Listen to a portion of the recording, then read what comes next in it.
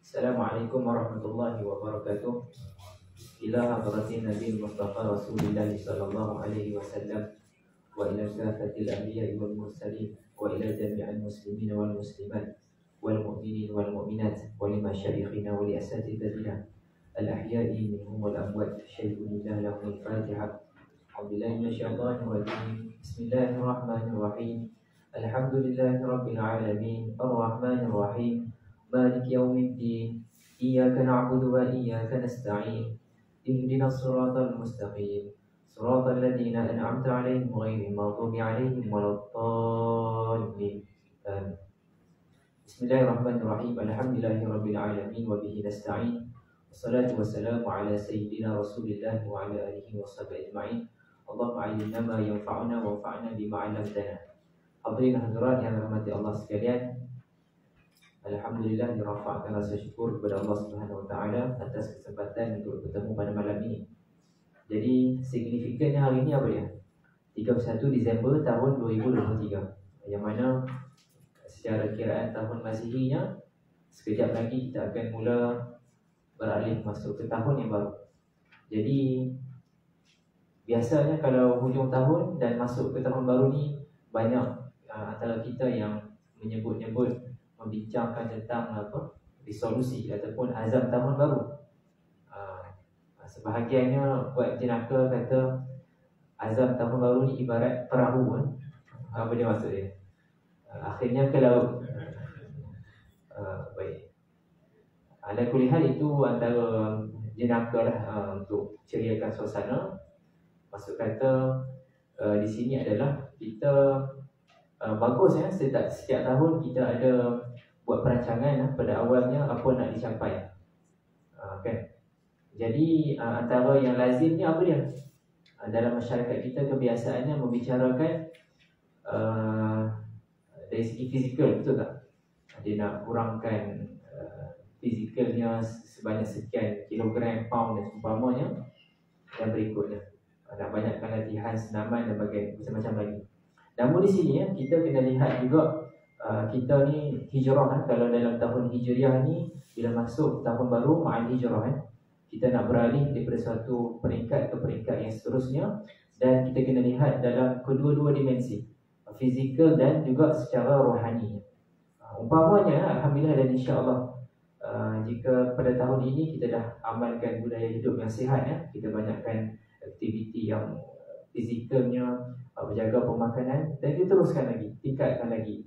Dan pada masa yang sama juga dari segi kerohanian, akhlak, ilmu juga kena ada keazaman untuk kita tambah lagi, baiki lagi. Jika sebelum ini kita dah hadir dah solat secara berjamaah di surau, tetapi agak kelewatan, bagaimana kita cuba fikirkan tahun yang baru ini kita nak rancang sampai lebih awal lagi. Dari sampai awal lagi kita nak tingkatkan lagi kualiti solat kita, khusyuk macam mana, solat di saf hadapan, kemudian zikir-zikir yang warid, yang telah dinyatakan daripada dalil sunnah dan ayat Quran, kita amalkan. Jadi ada pertambahan yang semakin berlaku. Secara ringkasnya, nak mudah faham, daripada kita nampak kita punya azam tahun baru ni, adakah kita nak review pada Disember tahun 2024 pula? Adakah sedemikian? Tidak. Kita cuba breakdown kan kepada pecahan yang lebih kecil lagi. Kita review balik apa yang kita nak capai dalam bulan Januari, bulan Februari, bulan Mac. Kita pecahkan lagi secara bulanan. Dan lebih kita nak reflect balik lagi kepada kita akhlak sebagai seorang Islam ni. Sebenarnya muhasabah kita ini kita lakukan secara harian. Setiap malam sebelum kita tidur, kita akan buat muhasabah. Adakah berlakunya pertambahan ataupun peningkatan amalan kita? Dan kembali kepada apa yang telah kita bincang dalam perbincangan 40 hadis Imam Nawawi ini, dulu pernah kita bincangkan perkara yang halal, perkara yang haram, dan perkara yang harus. Jadi masukkan dalam indikator azam tahun baru ini, insya-Allah bermula sekejap lagi lebih kurang 4 jam lebih. Sekarang pun dah mula dah, bukan masa kata tahun baru ni nak lebih jaga halal haram, tak. Masa kata daripada sekarang dan akan datang kita lebih aware Benda halal yang jelas halal kita jaga, kita buat. Benda yang jelas haram kita jauhkan. Benda yang harus dia 50-50, kena berhati-hati. Banyakkan dalam keadaan berzikir kepada Allah Subhanahu Wa Taala. Baik, muslimin dan muslimat sekalian, kita akan teruskan sedikit lagi perkara-perkara yang berbaki berkenaan dengan hadis yang ke-15 ya.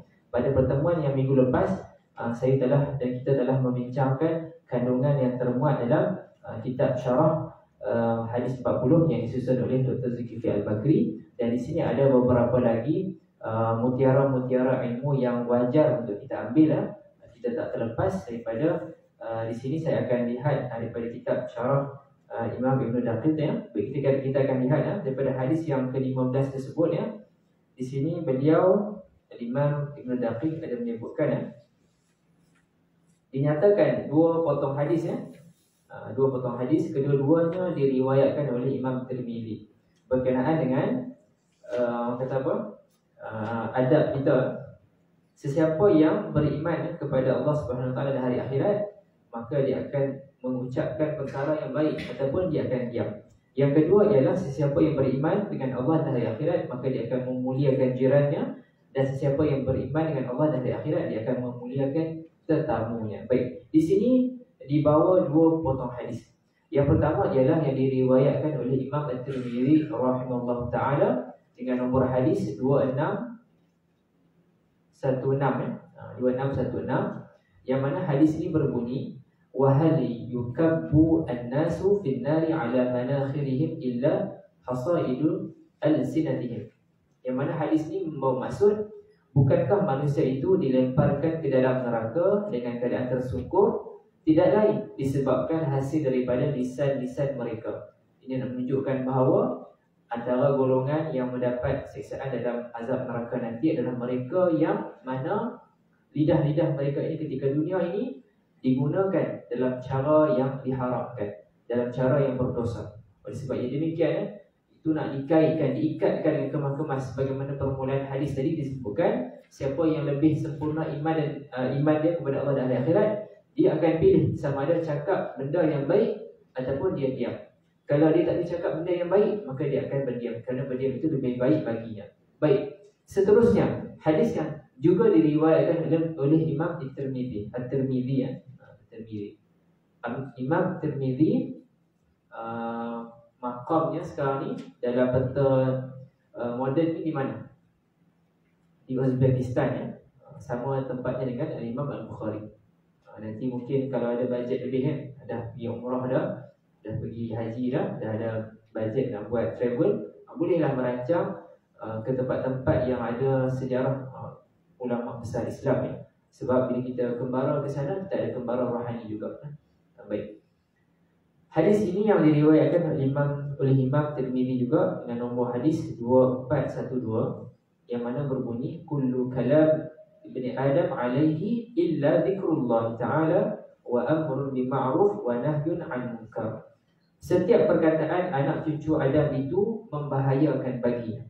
Apa-apa yang kita cakap ini, apa-apa yang kita tulis ini adalah berbahaya bagi kita.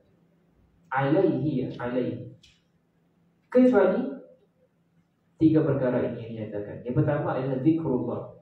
Zikrullah, mengingati Allah. Dan ta'rifan ini lebih luas lagi lah, merangkumi bacaan Al-Quran, ucapan yang baik, solawat, tasbih, tahmid dan seumpamanya.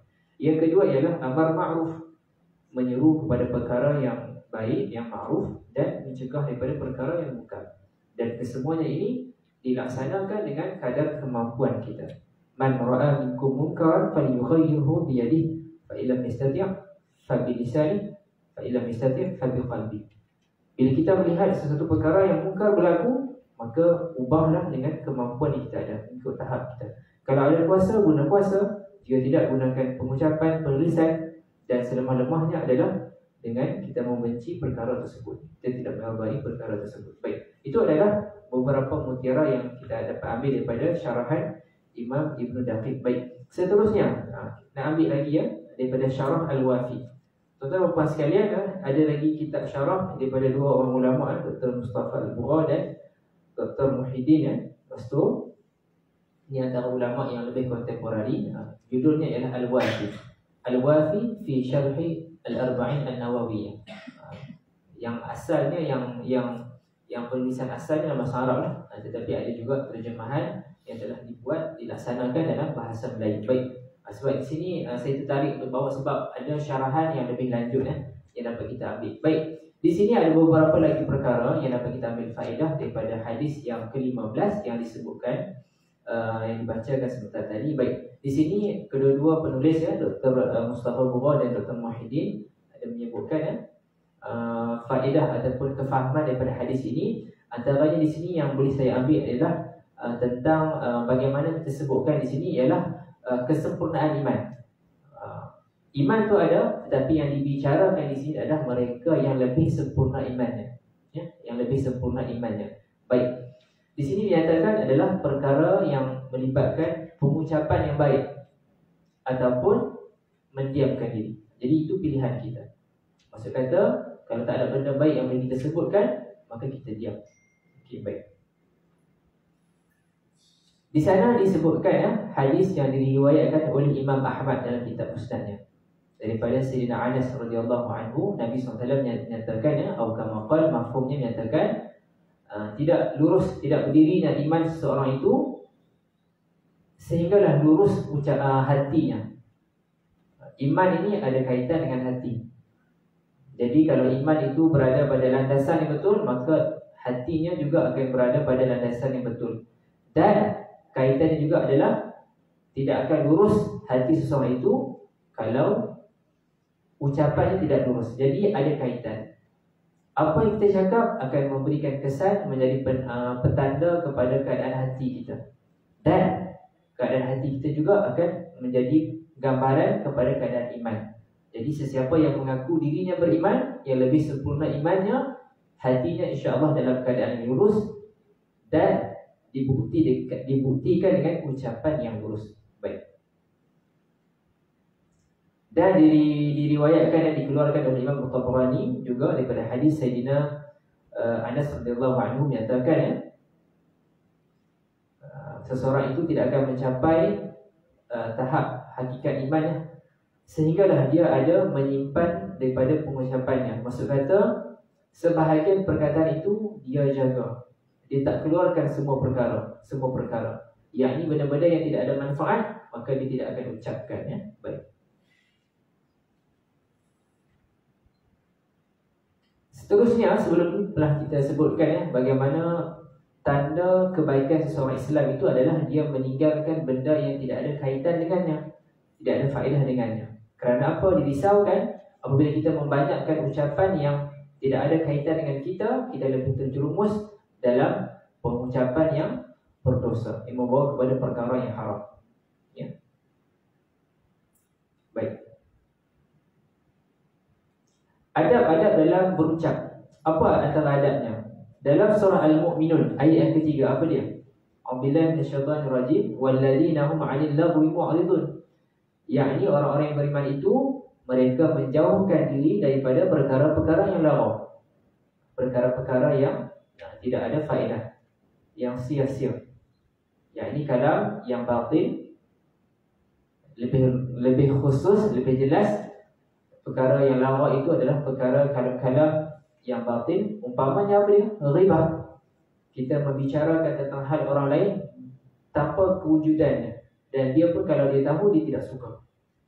Kemudian namimah, kemudian mendedahkan keaiban orang lain.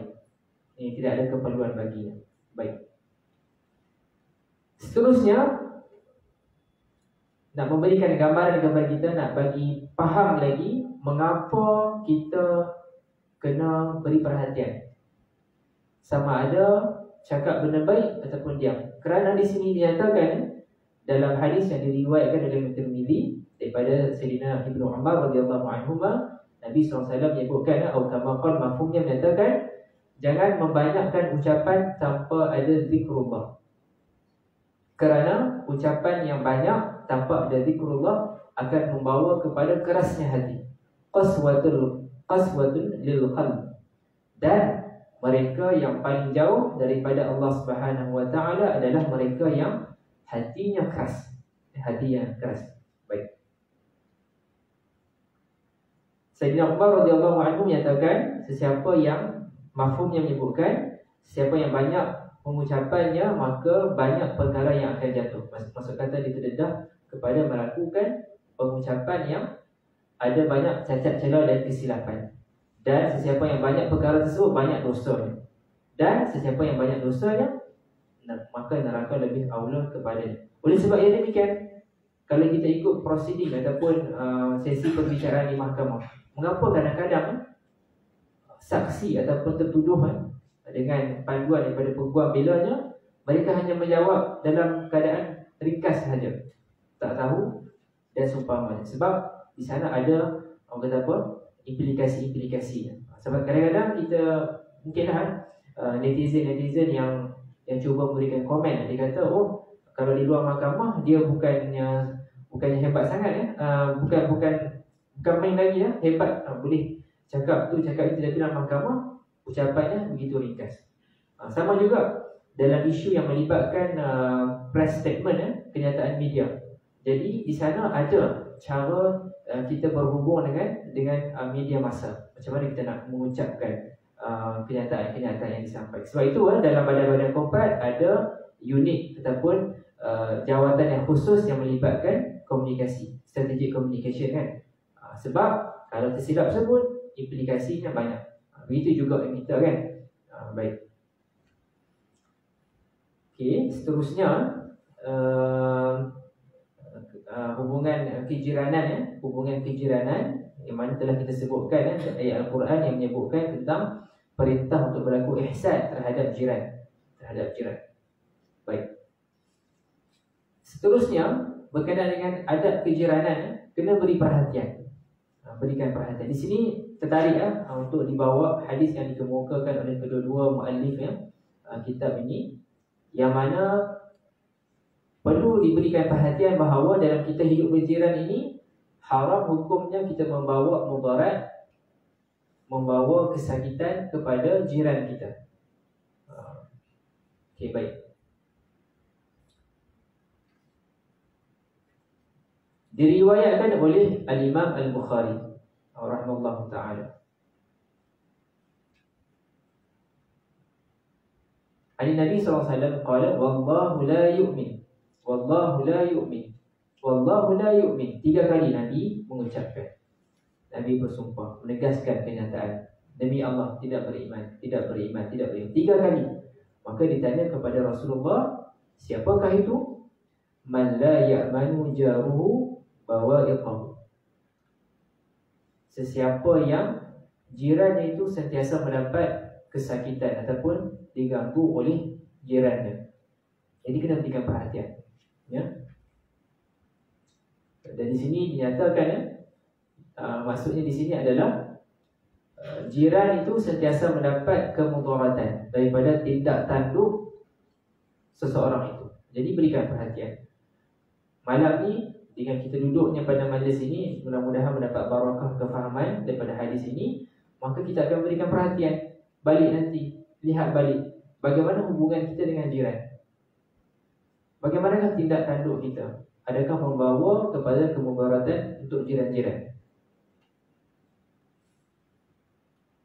Banyak situasi pada hari ini masing-masing boleh lihat balik. Tak kiralah kita hidup dalam keadaan rumah bertingkat ataupun rumah teres, adakah kita membawa mudarat kepada jiran? Ingat balik, sesiapa yang lebih sempurna imannya, lebih gerun kepada azab dan keadilan Allah Subhanahu Wa Taala, maka kita akan lebih menjaga aspek-aspek kejiranan ini. Aspek-aspek kejiranan ini. Hatta kita parking kereta kita sekalipun, kita akan memikirkan, adakah tempat saya parking kereta ini akan menyusahkan jiran untuk lalu lalang. Kena fikirkan. Pasal tak kenalah kalau masing-masing rumah dah ada lot parking tapi kita beli kereta banyak sangat. Jadi masalah pula nak parking. Kita terpaksa mengambil kemudahan orang lain. Patutnya jalan itu kontraktor ataupun pemaju dah ukur siap-siap lah untuk memudahkan pergerakan kereta. Tetapi disebabkan kita berlaku tidak adil, kita memakan ruang jalan awam untuk parking lebihan harta yang kita ada. Jadi Sama-sama boleh fikirkan ya. Baik. Kemudian diriwayatkan oleh Imam Ahmad dan Imam Al-Hakim, hadis daripada Sayyidina Abu Hurairah radhiyallahu anhu. Dikatakan kepada Nabi SAW. Baik. Dalam ilmu hadis ada keadaan yang kita akan jumpa disebutkan qala. Ada keadaan disebutkan qila. Apa beza dia? Siapa tahu? Qala dan qila. Qala ini adalah bentuk aktif. Maksud kata dia telah berkata ataupun bersabda. Manakala qila dalam keadaan majhul ataupun dalam keadaan pasif, dikatakan. Tidak dinyatakan siapa yang mengatakan benda itu, tetapi dikatakan. Qila disebutkan ya Rasulullah. Ya Rasulullah. Sebutannya ialah ya Rasulullah secara fasihnya dalam sebutan bahasa Arab. Ya Rasulullah. Bukannya ya Rasulullah. Boleh sebut tetapi kurang fasih. Ya Rasulullah, inna fulana tusalli bil lail wa tasumun nahar. Ada seorang wanita ini, dia solat malam dan berpuasa pada siang hari. Yang ini kita mafhum, kita ma'ruf dengan ibadah solat sunat pada waktu malam dan puasa sunat pada siang hari. Kalau solat wajib ni semua orang kena buat. Puasa Ramadan ni wajib semua orang kena buat. Namun wa fi lisaniha syai'un tu'dhi jiranaha. Tapi walaupun dia ni solat sunat malam, siang dia solat puasa sunat, tapi dalam ucapan dia ini ada perkara yang menyakiti jirannya. Ataupun di sini dalam hadis disebutkan istilah dia saliyah. Saliyah. Sin lam ya ta ta marbutah. Saliyah. Dan Nabi menyebutkan la khaira fiha hiya finnar. Nabi menyebutkan tidak ada kebaikan baginya dan dia berada di neraka. Lihat tak kontradik tak benda ni? Secara zahirnya malam dengan solat sunat, siang dengan puasa sunat, tetapi akhirnya membawa kepada destinasi di neraka, azab Allah Subhanahu. Kerana apa? Kerana adanya dosa yang menyakiti jiran. Sebab itu kita kena berikan perhatian.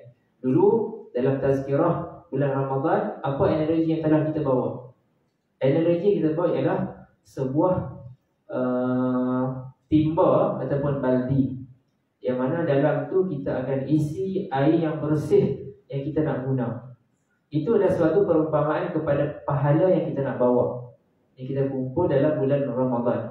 Tetapi kalau baldi itu ada banyak lubang, itu adalah suatu ibarat kepada dosa yang kita lakukan. Maka air itu lama-kelamaan akan hilang. Jadi sama juga dalam situasi ini. Kalau nak buat energi baldi tadi, pahala puasa siang dia, pahala puasa solat malam dia itu ibarat air yang dimasukkan ke dalam baldi. Tetapi dosa dia, ucapan dia itu menyakiti jiran. Kalau istilah netizen hari ini apa dia? Tidak ada insurans. Dia punya pengucapan dia, tak ada insurans. Dia cakap lepas saja. Jadi itu menyebabkan dosa dan ibaratnya ada banyak lubang yang menghilangkan air dia tadi. Baik. Jadi kena beri perhatian ya. Sebab itu dalam ilmu akhlak dan ilmu tasawuf, tazkiyatun nafs, kita kena bagi perhatian benda ni supaya tak mau hilang pahala. Kita banyak baca Quran, kita banyak solat sunat malam, kita banyak puasa sunat siang hari, kita banyak sedekah. Tetapi kalau benda-benda dosa masih lagi berlaku juga, maka tak seimbang dan boleh membawa kepada natijah yang tidak diingini. Baik. Sikit lagi ya. Yang berikutnya tentang adab kejiranan juga. Tidak sempurna iman seseorang itu kalau dia tidur tetapi dalam keadaan kenyang, jiran dia pula dalam keadaan lapar, tapi dia tahu ya. Dan di sini juga disebutkan pada hadis juga berkenaan kalau ada buat makanan itu, masakan itu, jika boleh lebihkan. Umpamanya benda-benda yang melibatkan kuah boleh diberikan kepada jiran. Okay, baik. Jadi itulah sedikit yang boleh kita ambil daripada panduan hadis berkenaan 3 perkara tersebut. Cakap benda baik, muliakan jiran dan muliakan tetamu. Baik, InsyaAllah pada malam ini kita akan teruskan dengan hadis yang ke berapa? Yang ke-16, As-Sadis Ashar, ke-16. Baik, kita kembali kepada kitab Syarah Hadis yang disusun oleh Dr. Zulkifli Al-Bakri.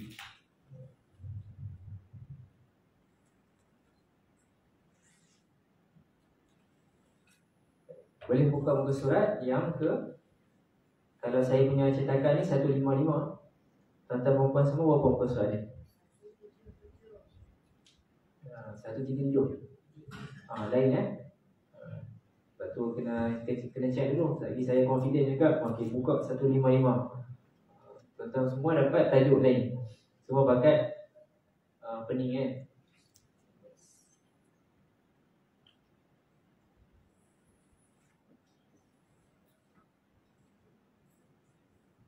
Apa azam tahu kita?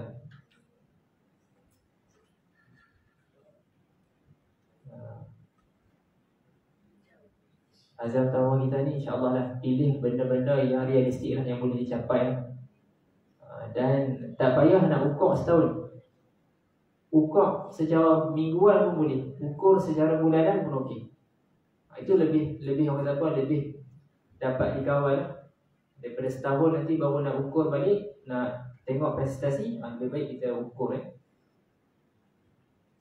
InsyaAllah. Baik, hadis yang ke-16 jangan bersifat pengis. Daripada Sayyidina Abu Hurairah ataupun Abi Hurairah radhiyallahu anhu, bahawa seorang lelaki berkata kepada Nabi SAW, "Awsini," qala, "La taghdab." Faraddada miraran, qala, "La taghdab." Hadis riwayat Al-Imam Al-Bukhari. Hadis yang nombor 6116. Maksud dia apa dia? Wasiatkan kepadaku, yakni lelaki tersebut jumpa kepada Nabi. Kemudian Nabi bersabda, "Janganlah marah." Kemudian beliau berulang kali bertanya. Sabda Nabi, "Janganlah marah." Hadis ini diriwayatkan oleh Sayyidina Abi Hurairah radhiyallahu anhu. Dan keistimewaan hadis ini adalah salah satu daripada 4 hadis yang menjadi rujukan akhlak yang mulia. Baik, Al-Jardani berkata hadis ini mempunyai pengertian yang besar. Dia mengandungi kata-kata Nabi SAW yang ringkas tetapi mengandungi pengertian yang padat kerana menghimpunkan kebaikan dunia dan akhirat. Baik, di sini penulis yakni Dr. Zulkifli Al-Bakri menyenaraikan 11 perkara yang boleh kita ambil faedah daripada hadis ini. Tapi jangan risau, saya pun ada bawa lagi beberapa panduan tambahan nota daripada kitab-kitab yang lain. Kita go through dahulu apa yang dinyatakan dalam kitab ini. Baik, yang pertama berkaitan dengan akhlak Muslim yang sebenar. Dia ada sifat yang mulia, lemah lembut, rendah diri, dan dapat tahan dirinya ketika marah kepada orang lain, dan bermanis muka dalam semua keadaan. Ini adalah antara indikator utama. Seseorang itu kalau dia angkat, macam mana masuk dalam bakul, angkat sendiri kan, dia puji di sini, dia kata, "Oh, saya baik, saya okey, saya banyak sedekah, saya greet semua orang, saya nice to semua orang." Tetapi panas baran, tak berapa lengkap lagi Kalau dia mengaku kata dia baik, akhlak dia, cuba tengok keadaannya macam mana semasa mengawal diri ketika marah. Itu adalah antara indikator yang kritikal. Baik, orang yang pemarah adalah orang yang berjiwa lemah dan rapuh, manakala orang yang mampu tahan marah adalah orang yang berjiwa kuat. Ukuran kuat seseorang itu ataupun lemahnya dilihat kepada bagaimana dia mengawal nafsu ketika marah. Di sana kan ada hadis Nabi menyebutkan yang dikatakan berani, kuat itu, atau kama qala, mafhumnya menyatakan bukannya orang yang mampu menjatuhkan orang lain, istilah ataupun contoh mudah hari ni, wrestler kan, orang yang wrestling tu kan, bukan kata yang kuat itu dia boleh jatuhkan orang lain dengan senang bergusti. Tetapi yang dikatakan kuat dan berani itu adalah mereka yang mampu kawal kemarahan. Baik. Seterusnya dinakalkan ya, kata-kata daripada Imam Al-Ghazali mafhumnya, yang mana Al-Imam Al-Ghazali menyatakan ahli ilmu berpendapat bahawa berlakunya sifat marah itu kerana urat saraf manusia ditarik oleh syaitan. Ini bermakna orang yang suka marah berarti telah mengikat persahabatan dengan syaitan ya. Ada close relationship ataupun correlation dengan syaitan. Baik. Adapun maksud perkataan janganlah marah, yang dikatakan kepada lelaki tersebut adalah jangan menuruti hawa nafsu kemarahan. Bukannya maksudnya lenyapkan sama sekali nafsu marah tersebut. Kerana marah ni perkara yang tabi'i dan ada tempatnya yang perlu disalurkan. Baginda Nabi kita, Nabi SAW, marah dalam perkara-perkara yang melibatkan dilanggarnya hak-hak Allah SWT. Tidak sebaliknya dalam perkara yang melibatkan hal-hal duniawi. Jadi kena ada sepadan. Ya, kena jelas.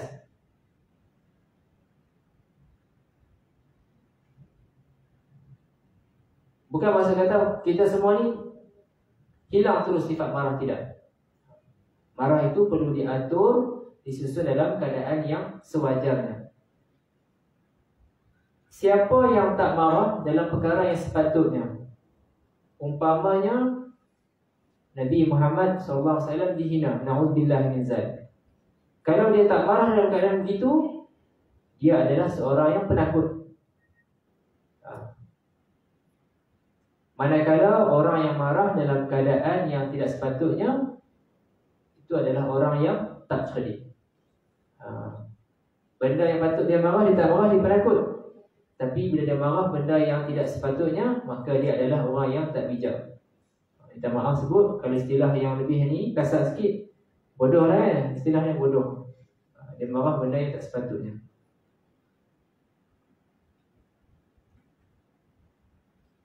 Okey, baik. Perkara yang keempat lanjutannya, maksud Nabi SAW larangan kepada perkara yang menimbulkan kemarahan. Kita lihat di sini nyatakan bagaimana marah ini bara api yang menyala dalam hati anak Adam. Bila marah, ada dia punya petanda dia, mata merah, urat leher timbul. Dan di sini panduan di sini antara remedy ataupun kita nak treat dalam keadaan marah ni macam mana? Antaranya adalah kedudukan fizikal. Alhamdulillah sebelum ni kita telah bincang dalam perbincangan 40 hadis akhlak mulia. Bila keadaan seseorang itu dia marah, bila dia keadaan berdiri, cuba duduk. InsyaAllah itu akan reducekan dia punya tahap kemarahan itu. Bila dah duduk, berdiri, marah, duduk, masih marah lagi, macam nak buat? Baring. Baring, cuba buat. Orang kata apa, kalau nak mengamuk time baring tu tak power lah, tak macu kan. Dia marah dalam keadaan baring, tak macu lah. Walaupun perkataan dia tu sangat harsh bengis kan, tapi dalam keadaan baring, tak macu. Itu antara contoh ataupun panduan bagaimana nak mengawal marah. Ketika marah, ketika berdiri, duduk, marah lagi juga, baring. Itu dia. Kalau baring pun marah lagi, saya pun tak tahu lah. Boleh kaji lagi lah. Baring pun marah lagi itu memang panas bakal tahap tak tahu nak kata Baring pun dia marah lagi, mengamuk lagi masa keadaan baring. Okay, baik. Okay. Berikutnya wudu wudu. Bila marah ambil wudu. Nyatakan di sini kemarahan daripada syaitan. Syaitan dijadikan daripada api. Api dapat dipadamkan dikawal dengan air. Maka bila marah berwudu.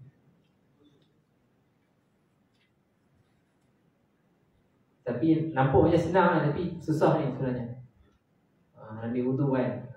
Biasanya orang marah ni dia dah tak fikir apa dah. Nak ambil wudu pun dia tak ada nak fikir lah.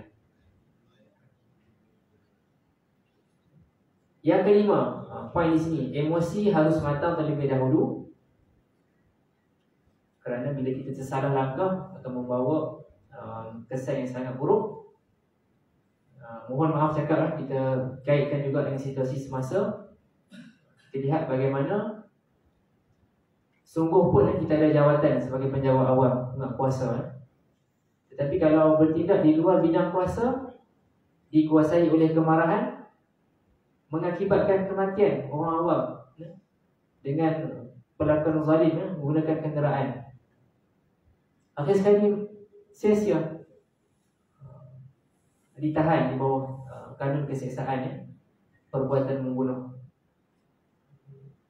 Hari ini na'udzubillah min zalik, mungkin situasi individu lain.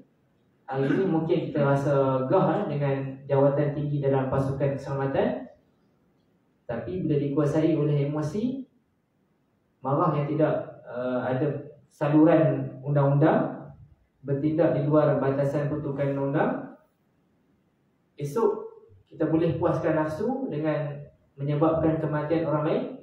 Selepas tu ditahan, dibawa ke penjara untuk didakwa di mahkamah tinggi kemudian pembicaraannya. Na'udzubillah min zalik, jika sabitan nanti ada, mungkin membawa kepada hukuman bunuh ataupun penjara sekian-sekian tahun, hilang jawatan dan membawa kesan yang lebih buruk.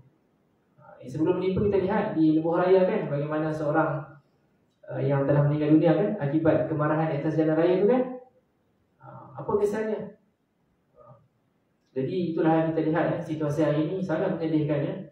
Bagaimana kalau kita tak dapat kawal kemarahan ini, kesannya sangat buruk. Sebab itu Nabi SAW menyatakan la taghdab. Tambah nanti kita akan sebutkan lagi syarahan dia.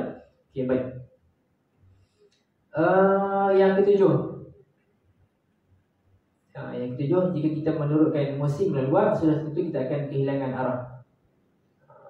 Okay. Bila kita dah dikuasai kemarahan, kita akan lose kita punya rasional.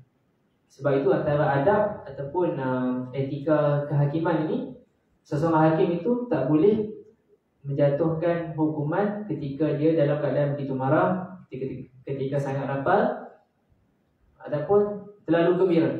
Itu antara perkara yang perlu dipatuhi juga Mungkin kalau dia lapar sangat, sepatutnya hukuman tu tak begitu berat. Tapi sebab dia dipengaruhi oleh emosi ataupun keadaan yang tak stabil, maka dikhawatiri benda yang tidak sepatutnya berlaku. Baik. Yang ke-8, pesanan daripada Luqman Al-Hakim menasihati anaknya berkata, hai anakku, tidak diketahui 3 benda ini kecuali 3 keadaan. Orang yang sabar tidak diketahui kecuali ketika marah. Janganlah mengaku kata saya sangat sabar tetapi tak dapat kawal marah. Itu dia. Nak tahu orang tu sabar atau tak, lihat masa dia marah. Yang kedua, orang yang berani kecuali ketika perang. Jangan mengaku kata berani hatta melainkan betul-betul dibuktikan semasa keadaan perang. Kalau kita lihat perang zaman dulu kita takut, betul tak? Hari ni mungkin dia boleh jauh kan, boleh senapang semua. Dulu ni jumpa depan-depan pedang, lagi takut. Dan sahabat sejati itu tak diketahui kecuali ketika keadaan berhajat. Janganlah mengaku saya best friend dia apa semua, tapi tak pernah nak membantu kawan yang dalam keadaan berhajat. Dan satu lagi tambahan, akhlak seseorang itu akan lebih dikenali apabila kita bermusafir dengannya. Mungkin kita bermusafir dengannya dalam tempoh lebih daripada sehari. Jadi itulah banyak lagi lah yang akan ditampilkan. Sama ada orang itu dia tampil, dia appear sebagai orang biasa-biasa, tetapi bila kita bermusafir dengan dia, kita lebih tahu dia sebenarnya lagi baik daripada apa yang biasa dia buat. Dan sebaliknya pun boleh berlaku. Waktu biasa ni mulut manis, tetapi bila bermusafir dengan dia, nampak benda-benda yang makin tak elok. Wallahu a'lam. Mudah-mudahan tak berlaku pada kita lah. Baik. Yang ke-9 berkenaan dengan marah. Jangan marah sebab merosakkan jiwa, pergaulan, memburukkan silaturahim.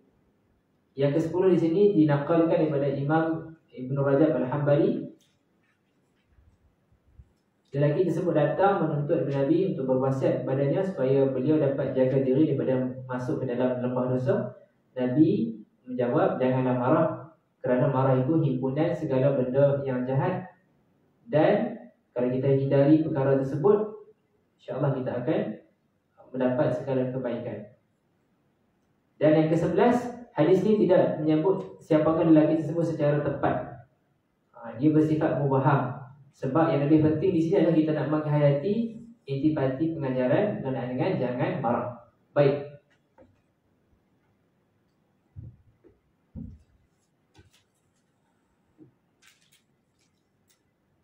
Nabi SAW adalah insan yang tidak akan marah disebabkan hal-hal keduniaan.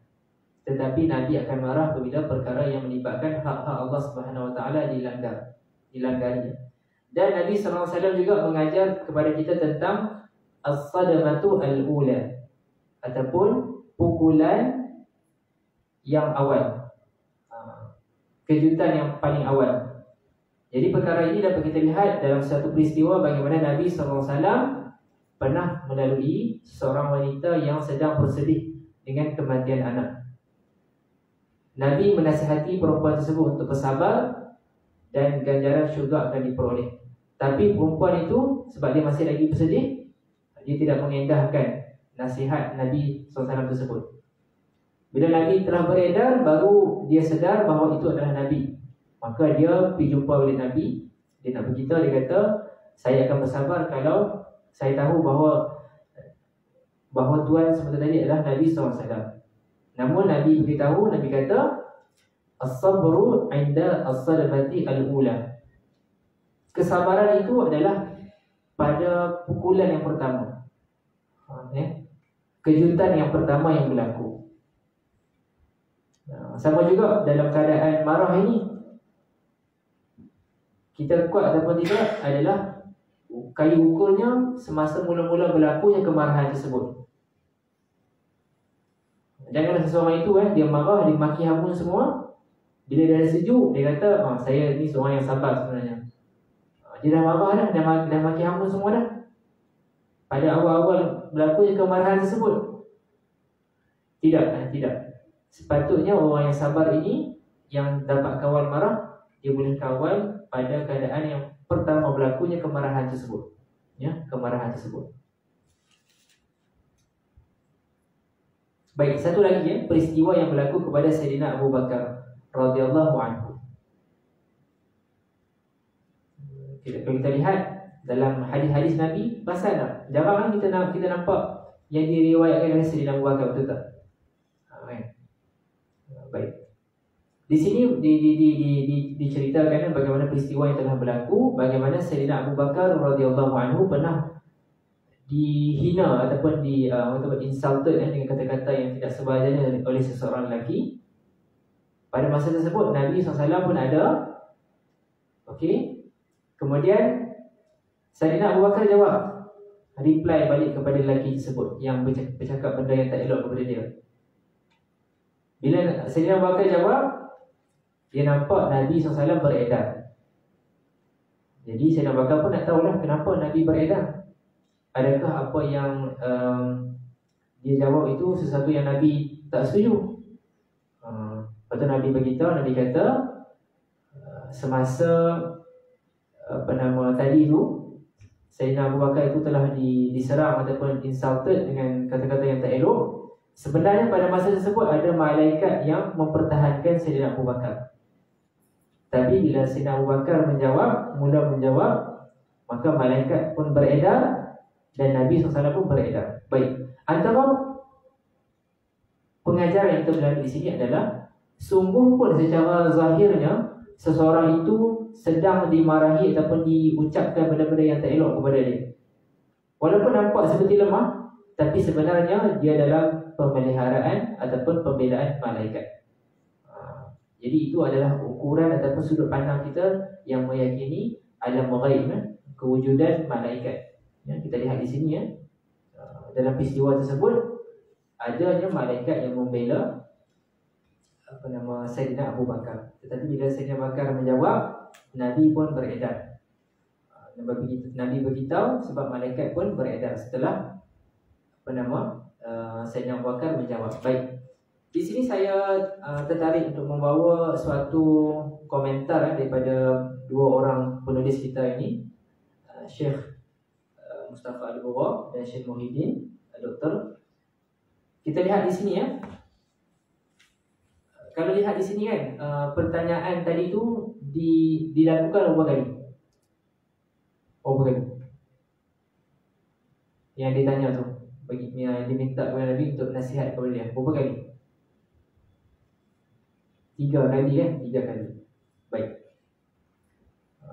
Di sini komentar yang diberikan oleh penulis adalah seolah-olah lelaki tersebut rasa tak cukup dengan nasihat yang Nabi bagi. Kali pertama tanya, Nabi kata jangan marah. Okey, mungkin bagi tanggapan dia kata okey dah cukup dah ni, mungkin saya nak nasihat yang lain pula. Pergi jumpa balik Nabi, tanya balik, minta nasihat. Dan Nabi bagi jawapan yang sama juga, jangan marah. Dan kali ketiga juga, jangan marah. Dengan maksud di sini bahawa walaupun kita rasa benda tu macam ringkas, takkan nak faham pun sekali cakap, cukup lah kot. Kalau bahasa mudah hari ni lah kan. Tapi sebenarnya ini adalah suatu perkara yang sangat mustahab. Sebab itu Nabi konsisten memberikan sebanyak 3 kali. Jawapannya jangan marah. La taghdab. La taghdab ya. Kerana dengan kemarahan yang tidak dikawal ini, dia akan membawa kepada banyak kesan ataupun implikasi yang tidak sepatutnya. Cubalah tuan-tuan dan puan sekalian, kalau kita ikut apa-apa pembicaraan ataupun kes-kes fail mahkamah, kita akan lihat banyak jenayah yang berlaku itu antaranya yang berlaku kerana adanya kemarahan. Jarang kalau pergaduhan yang berlaku itu yang melibatkan kecederaan fizikal, pembunuhan, tak ada sifat marah, tak ada marah. Saya bunuh ni sebab saya saja, tak marah pun. Jarang berlaku jarang berlaku. Okey, baik. Dan insya-Allah mungkin sedikit lagi yang boleh kita ambil daripada perbincangan kitab ni.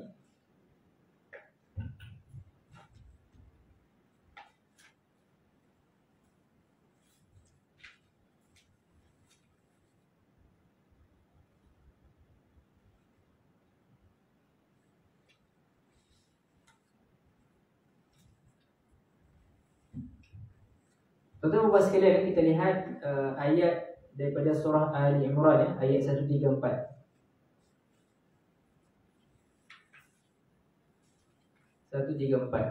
Dalam kitab ni tak disertakan Billahi minasyaitonir rajim wal kadhimina al-ghaidha wal 'afina 'anil nas wallahu yuhibbul muhsinin. Di sini dinyatakan ciri-ciri orang-orang yang berlaku baik, muhsinin, yang mana yang dicintai oleh Allah Subhanahu wa taala. Antaranya apa dia? Dua sifat di sini adalah wal kadhimina al-ghaiz wal 'afina 'anil nas, iaitu orang yang mengawal kemarahan dan memaafkan orang lain. Dua sifat ini. Kalau ikut hak itu memang dia patut bertindak balas, tetapi dia kawal kemarahannya dan memaafkan orang lain. Itu adalah golongan yang dinyatakan dalam ayat ini yang menjadi orang-orang yang muhsinin, yang dicintai oleh Allah Subhanahu wa taala. Diriwayatkan oleh Imam Ahmad dan Abu Dawud dan Imam Tirmizi serta Ibnu Majah, Nabi SAW bersabda, mafhumnya menyatakan sesiapa yang mengawal kemarahan, yang mana dia sepatutnya dia berhak ataupun dia mampu untuk bertindak balas, maka di akhirat nanti Allah Ta'ala akan memanggilnya hatta dia dapat memilih daripada mana bidadari yang dikehendakinya. Baik, itu adalah antara yang Allah Ta'ala kurniakan balasan kepada orang yang dapat mengawal kemarahan. Baik. Apa lagi panduan yang boleh kita lakukan untuk mengawal kemarahan? Antaranya ialah al-isti'adzah billah minasyaitonir rajim. Panduannya dalam surah Al-A'raf ayat 200, wa imma yanzaghannaka minasyaitonir nazghun fasta'idz billah innahu sami'un 'alim. Itu adalah antara panduan kita, banyakkan memohon perlindungan daripada Allah Subhanahu, perlindungan dengan Allah Subhanahu Wa Taala daripada diganggu oleh syaitan. Baik. Jadi insya-Allah mudah-mudahan mendapat faedah kepada kita semua, dan kembali kepada kitab 40 hadis yang disusun oleh Al-Imam daripada Dr. Zulfikar Al-Bakri ini. Kita lihat akhir sekali ya, doa yang dilafazkan oleh Nabi SAW, yang mana insya-Allah kita boleh juga jadikan antara doa yang kita amalkan. Apa dia doa itu? As'aluka kalimatal haqqi fil ghadabi war ridha. Ya Allah, aku bermohon kepadamu kalimah yang sebenar ketika marah dan juga redha. Ya. As'aluka kalimatal haqqi fil ghadabi war ridha. Kita mohon panduan Allah Subhanahu Wa Taala agar kita ini dipandu ketika marah ataupun ketika senang hati. Wallahu ta'ala a'lam. Ada sebarang pertanyaan ataupun perbincangan pertambahan ilmu, persilakan.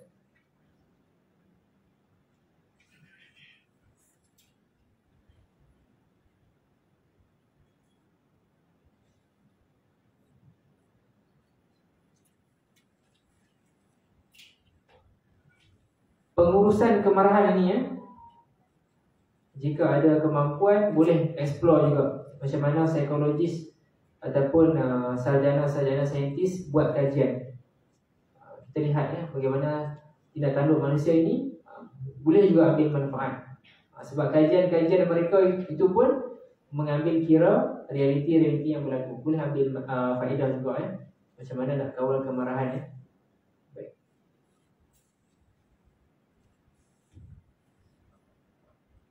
InsyaAllah itu sahaja daripada apa yang dapat dibawa untuk malam ini. Mudah-mudahan mendapat faedah. Mudah-mudahan peralihan kita ni sebenarnya berapa jam saja lagi kan.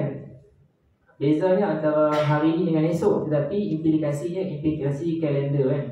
Esok dah mula 1 Januari 2024. Dan sebenarnya kita kena ingat, kita dah semakin 1 tahun lebih hampir kepada hari akhirat. Sebelum ni kita dah mengaji kan tentang malaikat, tentang azab kubur, tentang ajal. Tak lama lagi kita akan mengalami benda tersebut. Sedar tak sedar lah, insya-Allah. Itu sahaja. Bismillahirrahmanirrahim. Alhamdulillahirabbil alamin wassalatu wassalamu ala sayyidina Rasulillah wa ala alihi wasallam ajma'in. Allahumma 'allimna ma yanfa'una wa anfa'na bima 'allamtana. Allahumma ij'al jam'ana hadza jam'an marhuma wa tafarruqana min ba'dihi tafarruqan ma'suma. Rabbana atina fid dunya hasanah wa fil akhirati hasanah wa qina azabannar. Wassallallahu ala sayyidina Muhammad wa ala alihi wasallam. Walhamdulillahirabbil alamin.